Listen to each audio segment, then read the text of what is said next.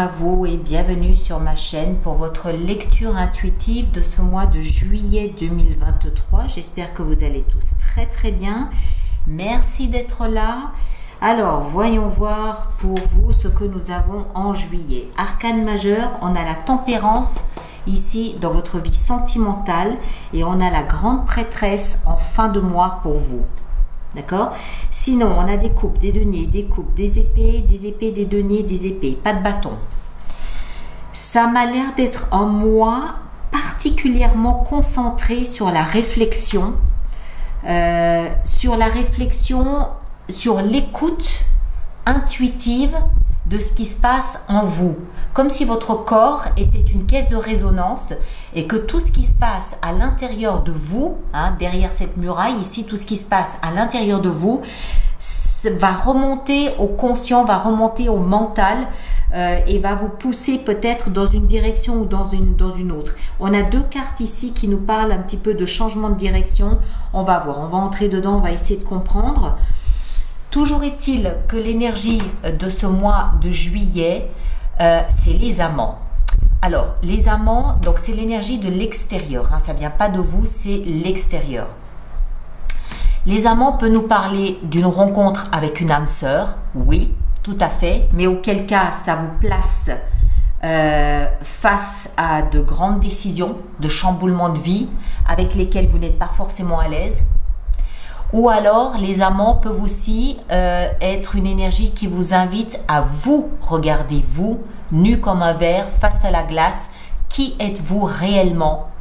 Qui êtes-vous, Taureau? Comment fonctionnez-vous? Qui êtes-vous? Ça peut être ça aussi, l'invitation ici pour ce mois de juillet. Pour certains, ce sera la première version, pour d'autres, ce sera la deuxième. Vous placez en fonction de ce que vous vivez, d'accord? Votre énergie à vous ici, vous n'êtes pas très à l'aise. On va le dire comme ça. Vous n'êtes pas très à l'aise parce qu'il y a des envies d'ailleurs. Mais on va y venir. Votre énergie à vous vous fait vous sentir, en tout cas au début du mois de juillet, un peu pris au piège. Pris au piège, il y a des pensées autour de vous, des éléments qui vous donne cette sensation d'être bloqué, d'être coincé, de stagner dans une ornière. Le truc, c'est que vous avez un bandeau sur les yeux, donc vous ne voyez pas clairement la situation.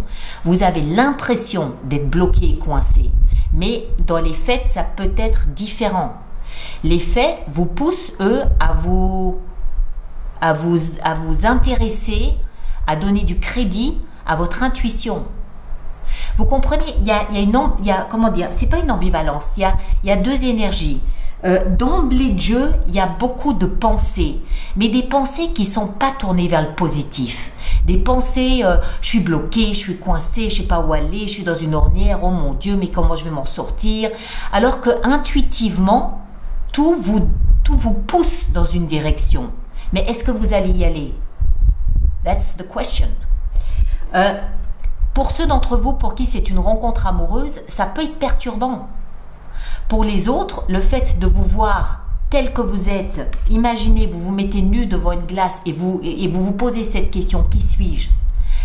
Vous pouvez d'abord partir dans des pensées plutôt négatives, mais votre intuition vous dit non, il y a autre chose là-bas, va chercher de ce côté-là, il y a autre chose à aller creuser. Mais pour le voir, il faut enlever ce bandeau de vos yeux. Il faut cesser d'accorder autant de crédit à vos pensées, bizarre ce que je dis, mais accorder aussi du crédit à vos ressentis.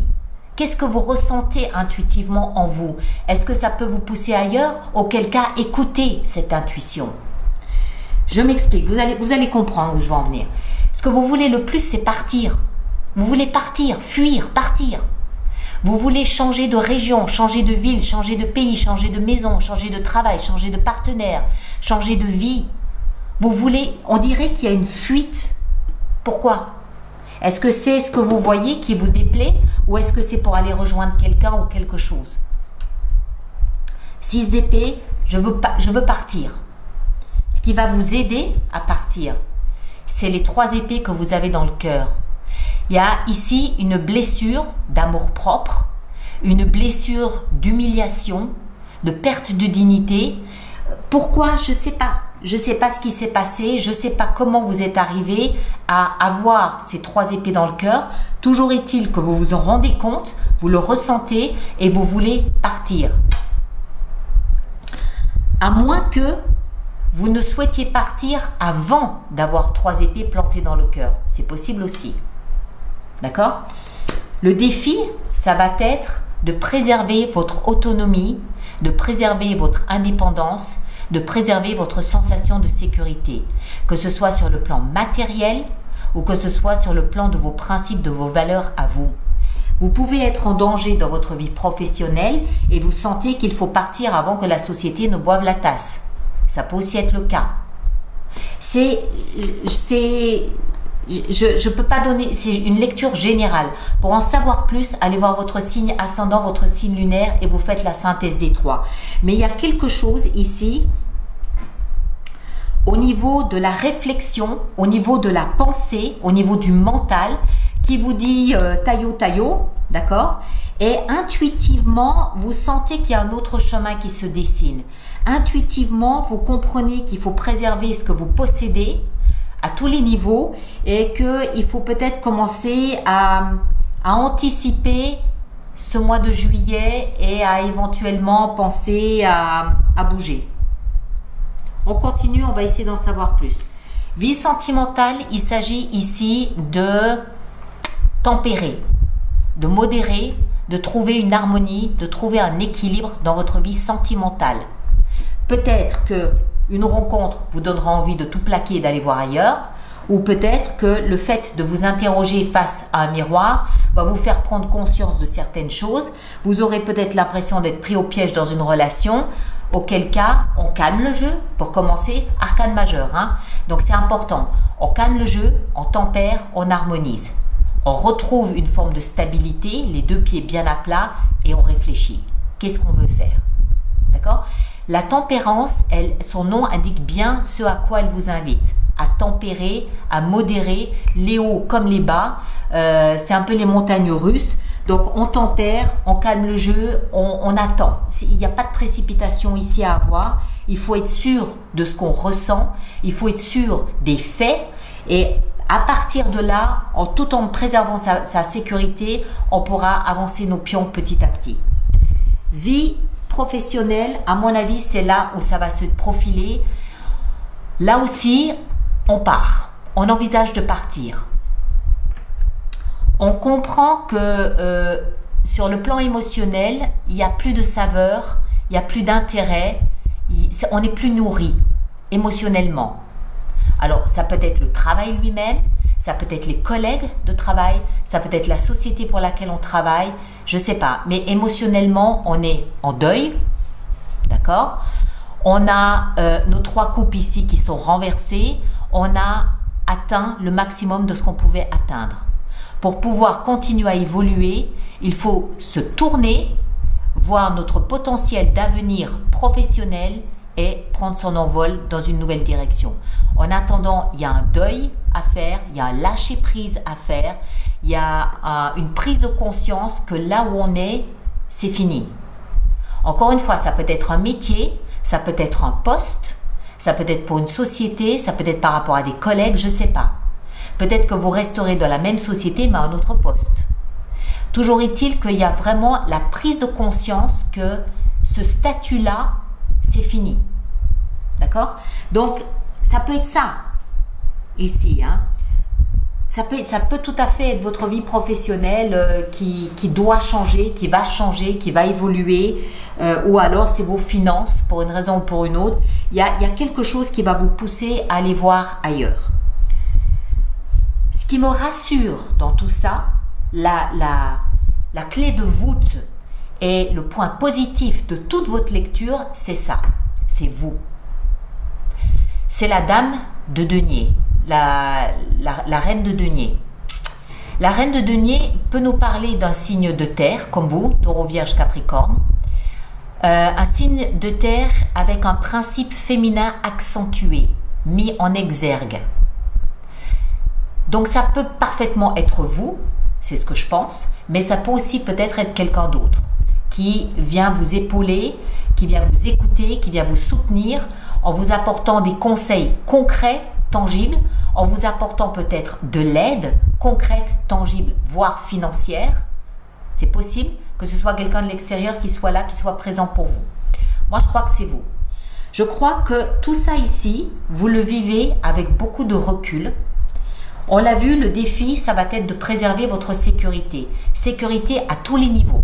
Encore une fois, hein, financière, le job, les relations, le réseau de fournisseurs, de prestataires, vos valeurs à vous, vos idéaux, vos principes, vos projets, votre patrimoine, je ne sais pas. Mais vous préservez ce qui a de la valeur pour vous. Pourquoi? Parce que vous comprenez que vous devez vous en nourrir ce mois de juillet.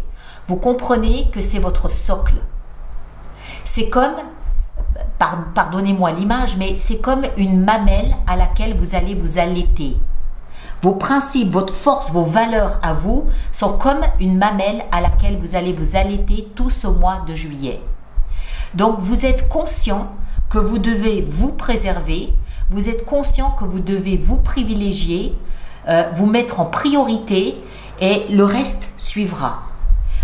On comprend que votre univers est en train de changer parce que soit vous avez rencontré quelqu'un ou une vocation nouvelle ou que vous vous êtes rencontré vous-même, vous vous voyez différemment, vous avez une nouvelle image de vous-même et tout ça va chambouler complètement votre environnement, mais le corps de qui vous êtes, le cœur de vous, taureau, comprend que j'ai une mamelle à laquelle je peux m'allaiter pour rester stable, solide, ancré, sain et serein. D'accord? Donc vous n'êtes pas en danger. C'est votre environnement qui vous bouscule à changer, c'est pas vous. D'accord? C'est important de le comprendre. Même si, je ne sais pas, je prends un exemple, même si la société pour laquelle vous travaillez fait faillite et que vous perdez votre job, cette carte vous assure d'abord d'être en sécurité, elle vous assure d'être stable et elle vous assure que vous prendrez soin de vous en priorité pour pouvoir rebondir après plus loin. D'accord? Une fois que vous aurez enlevé ce bandeau de vos yeux et que vous aurez écouté votre intuition, par exemple. Donc, c'est bien. Mais encore une fois, hein, on a deux cartes qui nous parlent de mouvement, de départ, de changement, de voilà. En fin de mois, on revient à cette dualité, à cette ambivalence entre ce que je ressens et ce que je vois ou perçois. Pourquoi? Parce que vous baignez à la fin du mois de juillet dans une espèce de rêve éveillé, dans une espèce de brouillard, où vous ne savez pas trop quelle direction prendre. Vous savez qu'il y a de bonnes choses qui peuvent s'offrir à vous, mais vous savez aussi qu'il y a des pièges. Il y a plein de choses dans votre tête.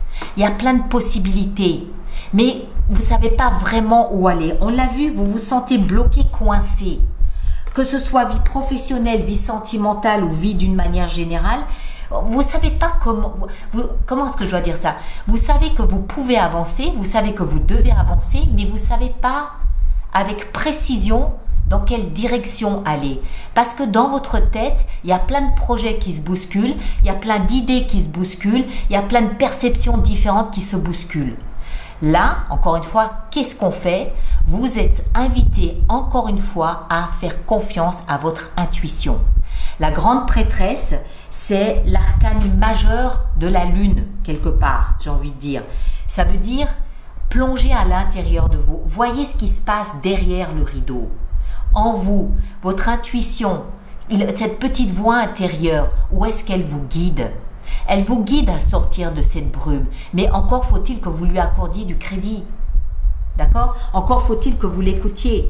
Donc, que ce soit pour quelqu'un, une vocation, ou que ce soit par rapport à l'image que vous percevez nouvelle de vous-même, écoutez votre intuition. C'est capital. Ça va vous sortir de cette illusion d'être pris au piège. Vous n'êtes pas pris au piège. La vie est en train de vous préparer pour un nouveau chemin. Et vous avez l'air de dire « Non, moi je ne veux pas y aller ». Si, mais écoutez votre intuition, elle vous guide avec sécurité. Et vous, mais de toute façon, vous le savez, ce que je vous dis, vous le savez, vous le sentez intuitivement en vous. Vous êtes en sécurité. Seulement le chambardement qui se profile ici, eh ben oui, c'est perturbant. Ben oui. Comme la grande majorité des signes ce mois-ci, c'est perturbant. Alors, on va voir, on va préparer notre extension. Donc, tous ceux pour qui cette lecture fait résonance, je vous rappelle qu'il existe une extension, un approfondissement de cette lecture qui se trouve dans la boutique alice-nicolas.com. Et tous ceux qui vont régulièrement acheter des extensions, je vous rappelle qu'il existe des abonnements aux extensions de 3 mois, de 6 mois ou de 12 mois à des tarifs plus avantageux. Toutes les informations sont dans la rubrique abonnement du site internet. Voilà. Alors, les amants. La roue de fortune. J'allais dire, les amants, c'est le signe du destin. Et le destin sort ici. Ce qui se profile ce mois de juillet, c'est votre destin. Écoutez votre intuition. Ici en haut, votre énergie à vous, qu'avons-nous? L'as de coupe. Qu'est-ce que je vous disais? Ici, avec cette envie de partir, ici, de la 6 d'épée, nous avons le chariot. Bah oui, départ. La 3 d'épée ici, dans ce qui va vous aider, nous avons l'étoile.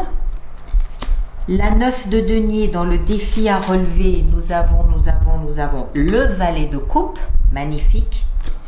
Dans la vie sentimentale, avec la tempérance, nous avons, oh, punaise, la lune. Mais vous en avez des arcanes majeurs, il y en a 1, 2, 3, vous vous rendez compte? 4. Waouh. Vie professionnelle, qu'avons-nous? La tempérance. 5. La reine de denier ici dans la vie intérieure. Oh punaise. L'ermite, mais c'est pas possible.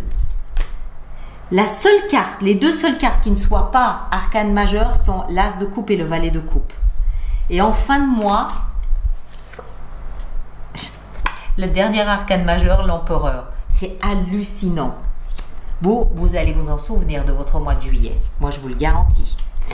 Allez, mes chers. Alors, merci. Donc, allez voir votre signe ascendant et lunaire et vous compilez les 3. Vous aurez une lecture plus personnalisée. Merci de laisser vos commentaires sur cette chaîne pour que les autres personnes du signe du taureau puissent un petit peu voir comment vous gérez toutes ces énergies. Et puis, merci de partager, de liker, c'est important pour moi. Et puis, on se retrouve avec le lien qui est juste là sous cette vidéo dans la boîte de dialogue. On se retrouve pour l'extension. Sinon, tous les autres, on se retrouve courant du mois de juillet pour une lecture de vie sentimentale. D'accord?